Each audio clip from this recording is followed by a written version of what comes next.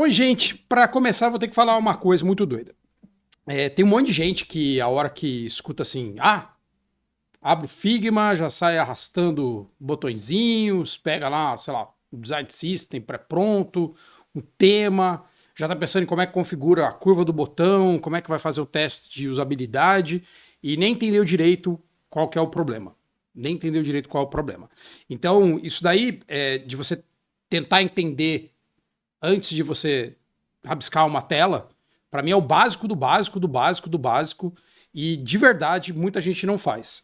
A principal desculpa para as pessoas não fazerem isso, né, de rabiscar primeiro o que é, tentar, sei lá, traduzir um pouco o que está acontecendo, a gente não tem tempo para fazer. Mas tem tempo para depois ter que programar de novo uma tela inteira, né, ficar semanas e semanas e semanas, só porque você não teve tempo para rabiscar um pouquinho antes. Né? Dito isso, tudo bem, eu sou o Daniel Furtado, esse daqui é o XNow, é um canal onde eu converso a respeito de experiência do usuário e design. Se escutarem cachorros latindo, são os meus.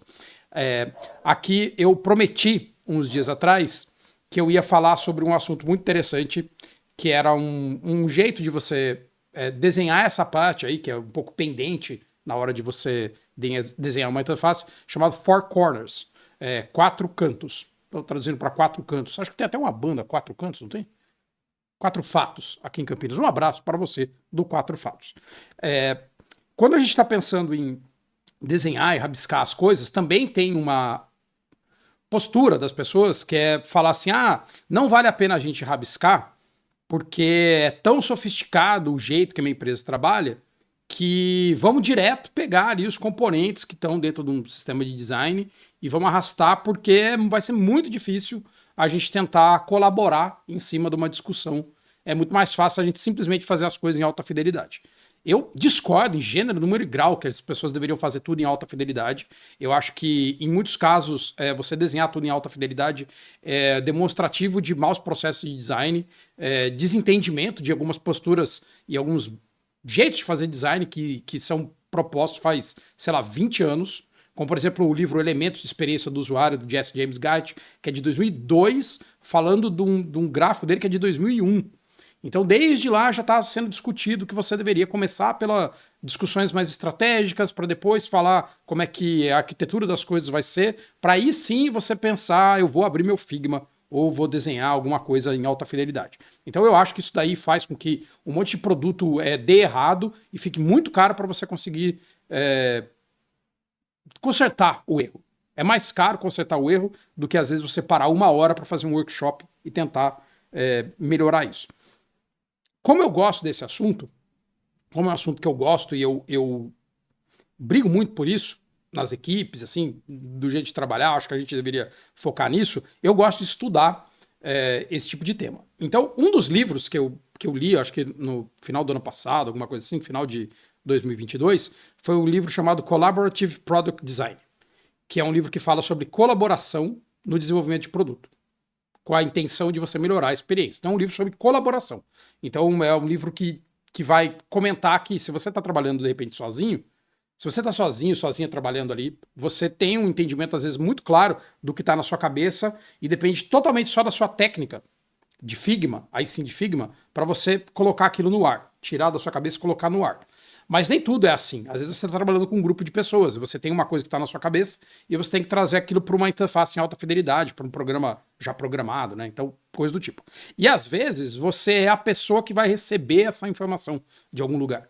Então, alguém que não é você é quem determinou algumas coisas, tipo, para que essa tela existe ou não existe. Então, às vezes, não é você especificamente, você está recebendo isso de alguém. Então, isso daí cria um monte de, sei lá, falhas e falhas e falhas de comunicação, porque a gente não às vezes não é bom, às vezes, de novo, tem N desculpas, né? Eu não tive tempo, eu não sei o quê, mas é muito difícil aqui, mas eu vou rabiscar um papel agora, é tão anos 90 rabiscar um papel, ou tão anos 1500 rabiscar um papel. Então, eu estudo muito isso, e esse livro fala sobre várias técnicas, e uma dessas técnicas de colaboração é uma técnica que o autor chamou de quatro corners. Four corners. Quatro corners é muito boa, né? Quatro corners. Então, eu vou compartilhar com vocês um pouco disso. Vou compartilhar como que é esse método, como que você pode fazer. Talvez o que que isso substitui no seu dia a dia, o que que isso adiciona, o que que isso substitui. E quero deixar claro que se você não está fazendo o básico do básico do básico, que é rabiscar um papel, tentar fazer, cara, é isso aqui que minha tela faz ou não faz, o que eu vou falar agora aqui talvez seja too much, seja muito. Então você não precisa ir para um método mais sofisticado se você não sabe fazer o básico do básico. O básico do básico é fazer wireframes desenhando ali, mesmo que seja errado, ainda é melhor do que você pular para uma coisa que vai levar horas para fazer e mais horas ainda para desfazer. Tá? Então, assim, se você ainda não tem o básico, eu não acho que você precise necessariamente pular para uma coisa mais avançada. Mas agora eu vou compartilhar aqui com vocês a apresentação sobre isso.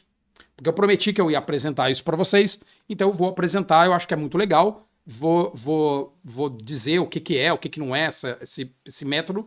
E eu queria também agradecer o autor do livro, né? Esse é o livro, inclusive, Collaborative Product Design. Eu vou colocar depois o link do livro e dessa apresentação na descrição do YouTube. Então, se você está vendo esse vídeo em algum outro lugar que não é o YouTube, sei lá, no LinkedIn, em algum outro lugar, vai estar na descrição do YouTube. Um link para baixar essa apresentação aqui, a apresentação original em inglês, que é esse que está até aqui nesse código QR Code aqui, nesse código QR, e também para um PDF só do Canvas.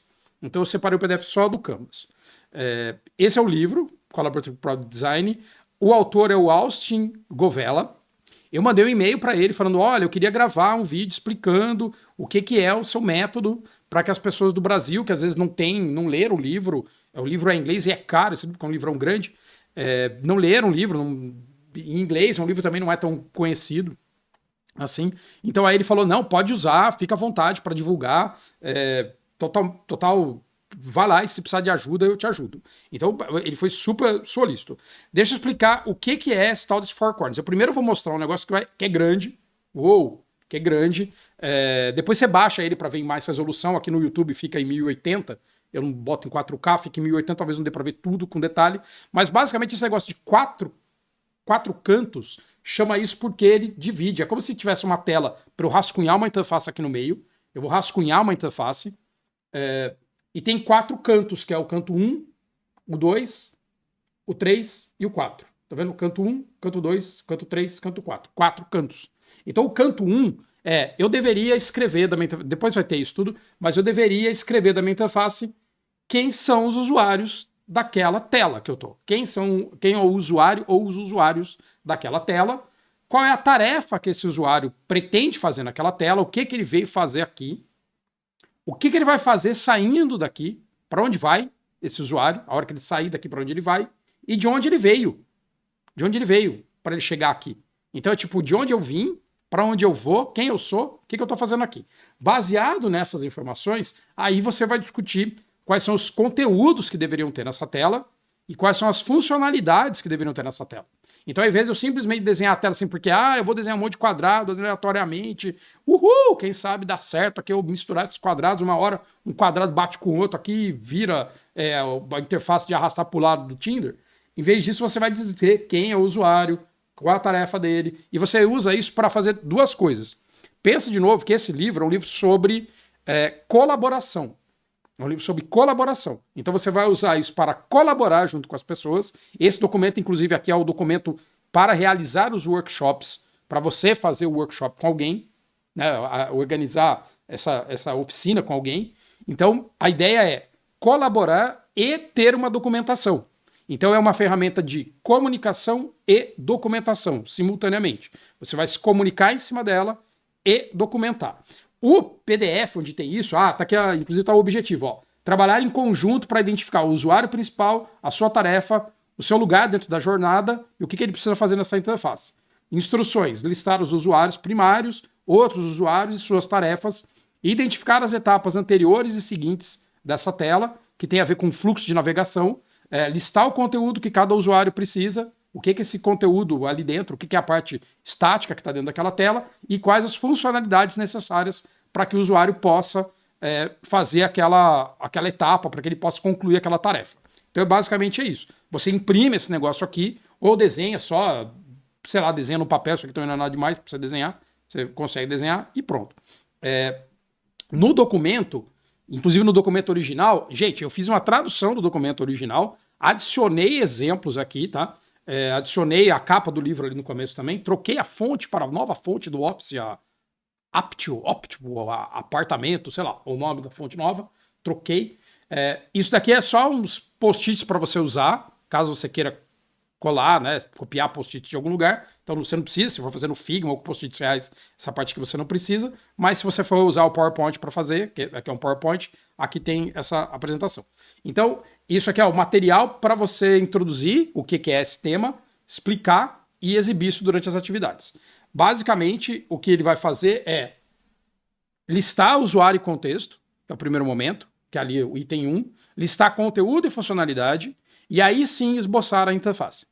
Então, por que eu acho que isso é importante? Porque as pessoas pulam o listar usuário e contexto, a pessoa pula conteúdo e funcionalidade e a pessoa simplesmente esboça a interface. E se você pedir para um grupo de pessoas, designers, desenvolvedores, gerentes de desenvolvimento, POs, PM, sei lá quem ali desenhar, cada um vai esboçar uma coisa. Porque cada um tem um entendimento a respeito de quem é o usuário naquela tela, de qual é a tarefa que ele tem para fazer, qual é a tarefa principal que ele tem para fazer ali, qual é o conteúdo que ele deveria estar consumindo. Vai ter gente que vai falar, pô, nesse momento aqui ele precisa consumir a quantidade de itens que tem no estoque, e uma pessoa está falando, não é importante saber a quantidade de itens que tem no estoque agora. Não. Eita, eu achava que era. Entendeu? Então isso daqui é para você poder discutir essas coisas sem ser uma coisa tão rasa quanto, por exemplo, uma técnica chamada Crazy Eights, que é para você só esboçar rapidamente as interfaces e às vezes sem nenhum contexto.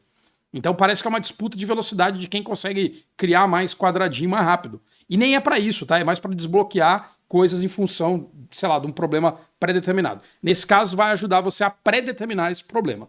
Então, qual que é a primeira etapa? Listar usuários e contextos. É a primeira etapa. Listar usuários e contextos. Aqui dá para ver certinho os 4 cantos. 1, 2, 3, 4. 4 cantos. 4 cantos. Quem é o usuário? Qual a tarefa? Para onde ele vai depois de realizar essa tarefa?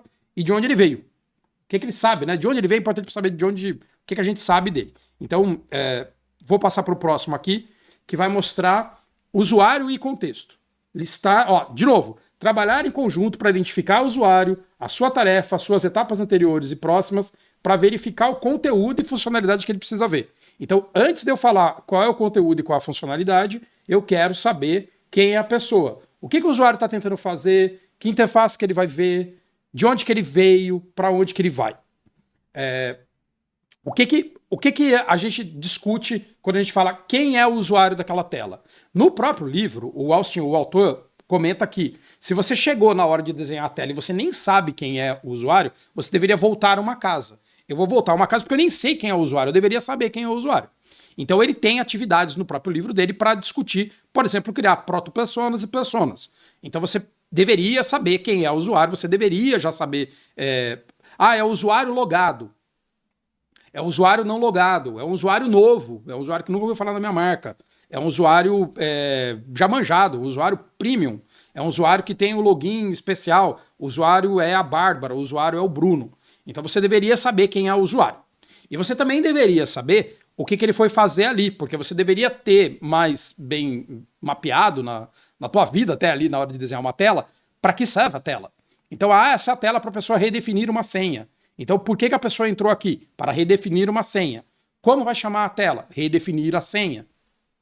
Quem é a pessoa que quer redefinir a senha? Uma pessoa que é usuária já do sistema e que perdeu a senha. Beleza, essa é a pessoa. Beleza. De onde veio a pessoa para tentar redefinir a senha? Provavelmente veio de uma tentativa de login da primeira tela. Então você estava numa tela, tentou fazer login e não conseguiu. E para onde você vai depois que você redefinir a senha? Essa é uma pergunta muito boa, né? Porque às vezes você volta para um e-mail, você vai para o e-mail, às vezes você vai para a própria tela de novo, às vezes você vai para o celular receber uma mensagem. Para onde você vai depois que você fizer a tua tarefa de, sei lá, resetar a senha? Então tudo isso fica desenhado ali no tipo, quem você é, o que você veio fazer aqui, de onde você veio, para onde você vai. Então, de onde você veio, para onde você vai. Também tem atividades no livro para tentar desenhar isso em formato de jornada. Então, assim, eu já sei mais ou menos de onde para onde vai fazendo um user flow, um fluxo de usuário, um fluxograma, para onde as coisas vão.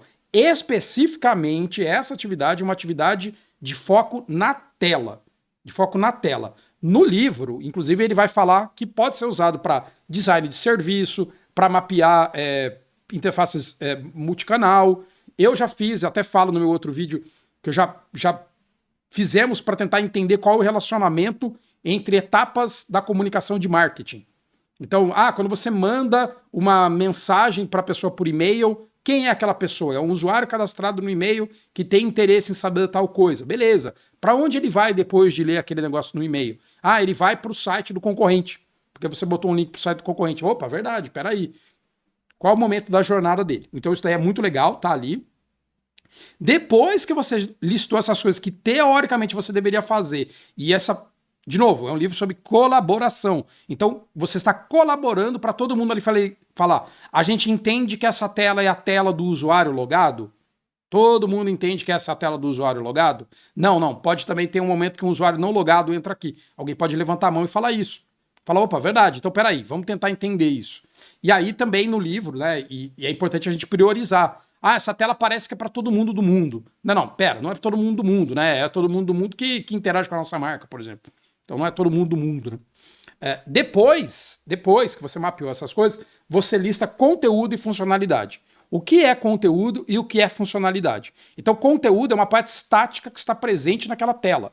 Por exemplo, se você entrou num carrinho de compra para comprar, sei lá, um gel de cabelo, eu não uso gel de cabelo, mas se eu fosse comprar um gel de cabelo, seria a foto do gel de cabelo, o texto falando que esse gel de cabelo é da hora, falando que esse gel de cabelo é nota 5, falando que 5 entre 5 celebridades usam esse gel de cabelo, botando quem que é o fabricante, colocando, sei lá, onde que ele veio, qual a validade dele, quanto custa, que cores tem, qual o tamanho, um monte de coisa. Isso é o conteúdo que existe.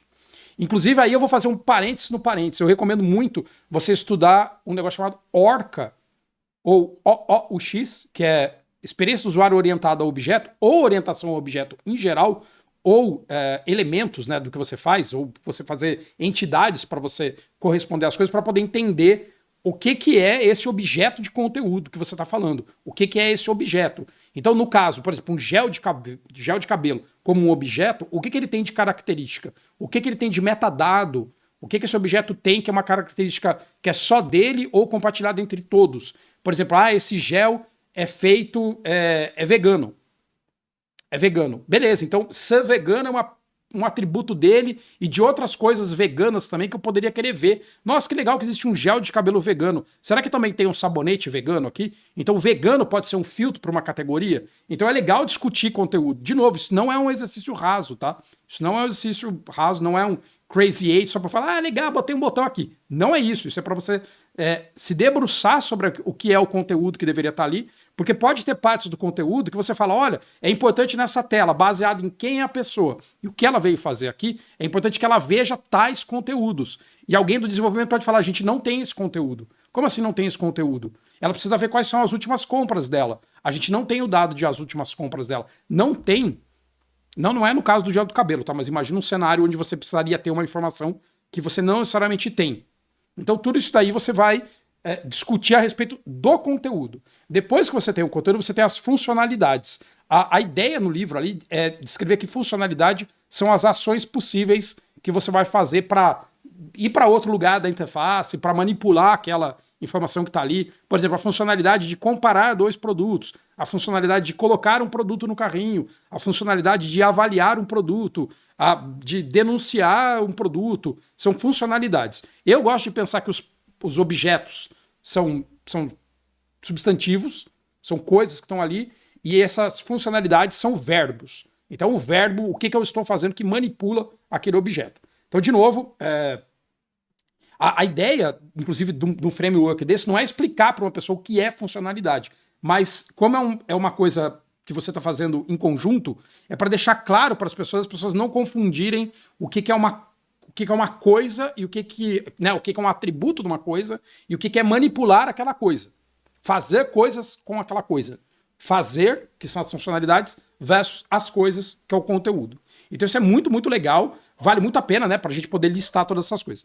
Por último, olha que interessante, por último, você vai fazer o esboço da interface. E vocês estão ouvindo aqui, assim, se alguém ouvir aqui, vocês vão ouvir, talvez, o Léo latindo, ó. Esse é o Léo. Deixa eu ver se sai o Léo latindo.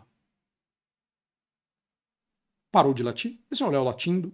Muito bem, muito bem, muito bem. O Léo latindo. O Léo é meu cachorro. Eu tenho um Schnauzer, né? E o Schnauzer é o cachorro que mais late no mundo. Então ele late muito. Aí a gente vai, aí sim, esboçar a interface. Então eu estou esboçando a interface sabendo contexto, sabendo usuário, sabendo qual é a ação, sabendo para onde ele vai depois que ele sair dessa interface. Ele pode ir para mais do que um lugar? Ele vai para um lugar só? Sabendo de onde ele veio. Como assim? Para que interessa saber de onde ele veio? Que informação uma pessoa tem quando ela chega naquela interface? Ela entrou numa tela para saber o preço de um livro, vindo de uma busca por livros, comparando livros, sabendo que esse livro é mais caro do que o outro, ou ele simplesmente entrou ali do nada? O que é que fez aquela pessoa entrar ali? Vamos esperar o Léo. Olha lá, o Léo latino. Parece que quando eu ponho mudo aqui, aí ele para de latir na hora. Sempre assim, aí ele para. Então, aí sim você vai esboçar. E aí ele tá falando de esboçar, que poderia ser esboçar, agora sim usando objetos de um sistema de design, agora sim rabiscando papel, agora sim no Miro, no Figma, em algum lugar, mas você tem toda a informação para rabiscar. E aí, o que você teve, né, de antes e depois? Então, tudo isso é para dizer que antes a gente tinha um usuário principal, tarefa e etapa, e a gente termina tendo um esboço de interface e descrevendo o que as coisas são. Como esse material é um material para quem vai conduzir isso, ele bota até um checklist de coisas que você deveria provocar, sabe? Fazer sondagem das pessoas que estão ali para não ficar nada sem ser discutido. Por exemplo, essa tela pode ser acessada por um usuário que não comprou o produto ainda? Pode. O que acontece se faz isso? Essa interface, esse pedaço pode ser acessado por alguém que está no celular e no desktop não, ou no desktop sim, no celular não, por exemplo. Então, coisas que você poderia perguntar, esse conteúdo é disponibilizado para celular e desktop ou não? Então, é um diálogo. Isso aqui está ajudando você a ter o diálogo. Você identificou quem é o usuário principal? Pode ter 3, 4 tipos de usuários ali. Qual é o principal? Se a gente tivesse que falar assim, eu tenho que mandar embora os outros, porque a gente só tem dinheiro para fazer para um. Quem é esse um? Então, essas são perguntas, até no livro tá dizendo essas técnicas para você poder provocar isso. Você conseguiu fazer o usuário concluir a tarefa principal? Ou você tinha um aplicativo que servia para ele dar uma nota para alguém e quando ele entra lá, ele faz tudo menos dar uma nota para alguém? Porque dar uma nota para alguém é um negócio dificílimo e a pessoa é mais fácil ela sair dali do que dar uma nota para alguém, por exemplo. Você identificou todo o conteúdo, a gente tem como pegar esse conteúdo existe ou ele está em 4 tabelas, ou um pedaço do conteúdo, nossa, esse pedaço do conteúdo aqui é um parceiro nosso que tem, a gente não consegue acessar diretamente esse conteúdo. Por exemplo, um review que alguém faz no produto, sabe? Quando alguém fala, nossa, achei super legal, esse gel do cabelo é maravilhoso. A gente tem isso daí ou isso daí vem de um parceiro de fora? Então a gente consegue manipular para pegar 5, 4, 3, 2, quantos conteúdos? Então tudo isso é para a gente ter uma conversa em cima de uma única tela. Isso é muito legal, em cima de uma única tela. Você sabe qual é o próximo passo mais importante? Numa tela que tem 4 coisas para a pessoa fazer, qual é a coisa mais importante que a pessoa tem para fazer? Qual é o próximo passo mais natural para aquele usuário fazer? É avaliar um produto, ou é comprar o produto, ou é devolver o produto, ou é ligar no 0800? Todas essas são ações possíveis. Mas qual delas é a mais importante? Qual eu vou botar primeiro, qual eu vou botar maior, qual eu vou botar antes da dobra, qual eu vou botar aquele botão vermelho gigante, qual que eu não vou fazer? Você fornece todo o conteúdo e funcionalidade para um usuário que se perdeu ou se confundiu ter ajuda? Como que você sabe que alguém se perdeu? Nossa, e se alguém entrou aqui porque sem querer, quando ele busca no Google alguma coisa, ele cai numa tela que ele não deveria cair? Então tudo isso daí é mapeado, discutido. A gente não tem que ter a resposta de tudo. Isso é um momento onde você está trabalhando em colaboração para fazer as coisas funcionarem. Como o vídeo já está ficando comprido, eu vou mostrar como que é isso aqui na prática muito rápido. Então, esse é o framework vazio. Eu vou dar um exemplo aqui, que é o exemplo que eu uso no curso de UX. Está aqui, ó, curso de UX, que você também consegue, se você entrar no meu site, que é danielfurtado.com.br, então Furts, que é o meu apelido, Furts de Furtado, tem também para baixar lá um negócio de cachorro. Ó, para falar de cachorro, tá o Léo latindo. Uma coisa que eu senti falta e que eu acho que a gente poderia colocar, tá? Quando você colocar o nome da tela, eu acho que é legal colocar uma data, isso não está previsto ali no desenho, colocar o nome do projeto que você está envolvido, porque a gente sabe que vários designers trabalham em vários projetos simultaneamente, e quem são as pessoas envolvidas ali. Ó, essa tela foi discutida no dia tal, pela pessoa tal, quem estava na reunião, que dia, de que projeto. Então eu acho que essas coisas também trazem mais informação ali para você depois, quando você pega isolada aquela tela, saber quem são as pessoas envolvidas. Não estou dizendo que isso é para fazer assim, ó, eu assinei a tela, tá? Pedi pro meu chefe assinar a tela lá, ele sabe o que está acontecendo, mas também para dizer, olha, quem são as pessoas que estavam envolvidas ali, para a gente não perder o contexto também da tela dentro do nosso ambiente de trabalho. Então eu coloquei isso daí como um extra.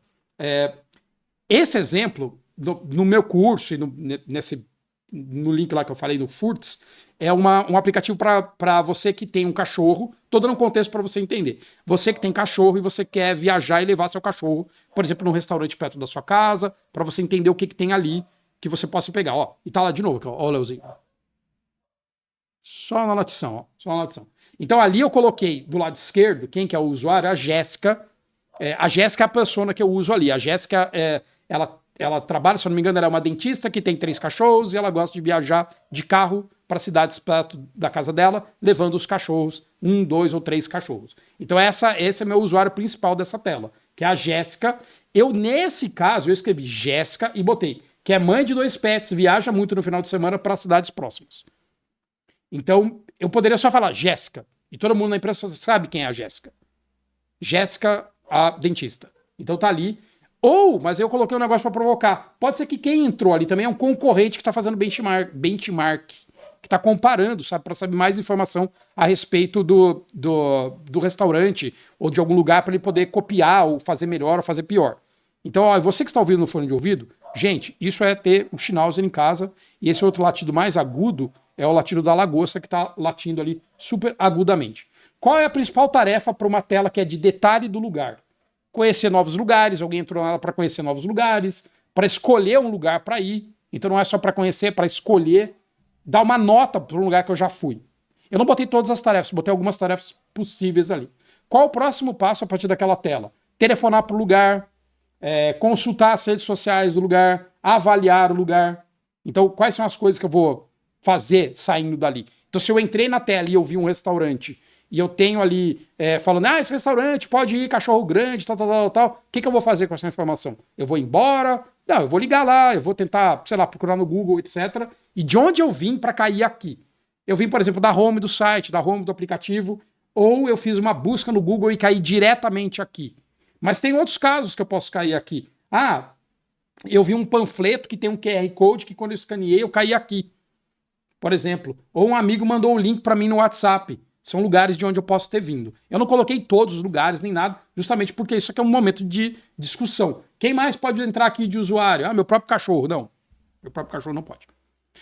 Aí eu vou falar, tá bom, ó, bloco daqui. Quais são os conteúdos? Se eu sou a Jéssica e eu entrei aqui para conhecer um lugar novo, o que eu tenho que ter de conteúdo? O nome do lugar, foto do lugar, a descrição, depoimentos das pessoas, uma nota, um endereço.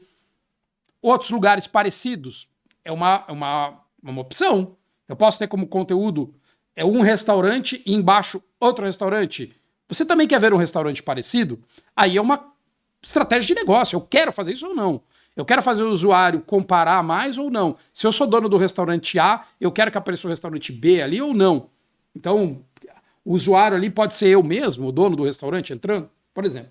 Que funcionalidades eu posso ter? Telefonar, direto um botão para telefonar, ver o mapa no Google, fazer um depoimento, avaliar o lugar, mandar uma mensagem. Repara de novo que aqui os conteúdos são objetos, são coisas, nome, foto, descrição, e as funcionalidades são verbos. Telefonar, criar depoimento, ver mapa, deslizar um carrossel, ver mais que ver a foto grande, salvar um PDF, comprar um ticket, etc, etc, etc. Aí depois disso tudo, aí é que eu vou fazer a interface. Aí eu vou rabiscar a interface. Então essa interface, ela diz as informações do conteúdo, o nome do lugar, a descrição do lugar, a foto do lugar, a nota do lugar, compartilhar o lugar, abrir o mapa. Aliás, só um parênteses, tá? Esse dog trip que eu trato lá no curso, isso já existia, tá? Então eu coloquei ele como exemplo. Então tem atributos aqui na interface que não estão desenhados. Por exemplo, compartilhar o lugar. Não tem ali a funcionalidade de compartilhar, tá? Então, apesar de ter compartilhar aqui, não tem a funcionalidade de compartilhar.